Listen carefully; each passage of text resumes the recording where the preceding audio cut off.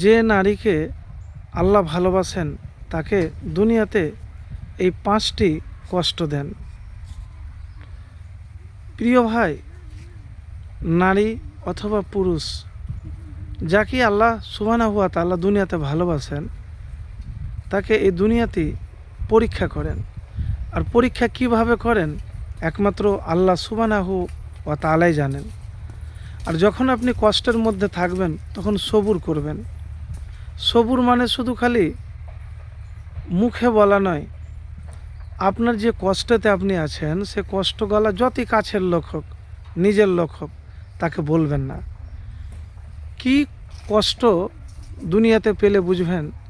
দেখেন, অনেক আমার আপু আছেন, বোন আছেন, যারা দুনিয়াতে স্বামী বা পরিবারের অবহেলা, স্বামীতে হয়তো অবহেলা করে, পরিবারে অবহেলা করে।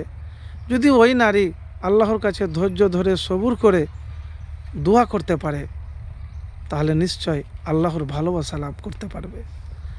দ্বিতীয় হলো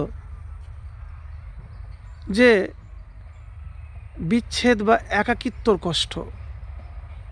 সংসার তো সকলেরই সুখের হয় না, অনেক অনেক সময়তে হয় যা আপনি যা ভাবেন তার উল্টাটা হয়। তো যদি এই সময়তে ধৈর্য ধারণ করতে পারে, আল্লাহর কাছে দোয়া করতে পারে, সাহায্য চায়, তাহলে ইনশাআল্লাহ এই কষ্ট থেকে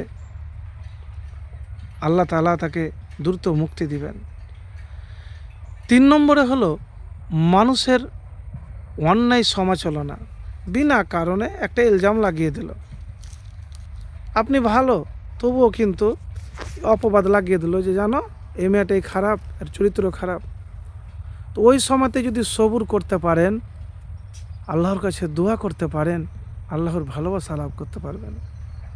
মানে দেখেন, দুনিয়াতে তো অপবাদের চাইতে আর মনে হয় কলঙ্কের দাগ কিছু হয় না। তো যখন বিনা কারণে মানুষ আপনাকে অপবাদ, ইলজাম, তোহমত লাগাবে তখন ধৈর্য ধারণ করবেন। তারপরে 4 নম্বরে যে কথা বলবো, শারীরিক দুর্বলতা, অসুস্থতা। ঘন ঘন অসুস্থতার মধ্যে পড়ছেন, শরীর চলে না, সংসার কীরকমভাবে মেনটেন করবেন সেটাও বুঝে উঠতে পারছেন না। হ্যাঁ, তো অনেক সময়তে কি হয় যে শরীর যখন না চলে তখন সবারই কাছে ভারী।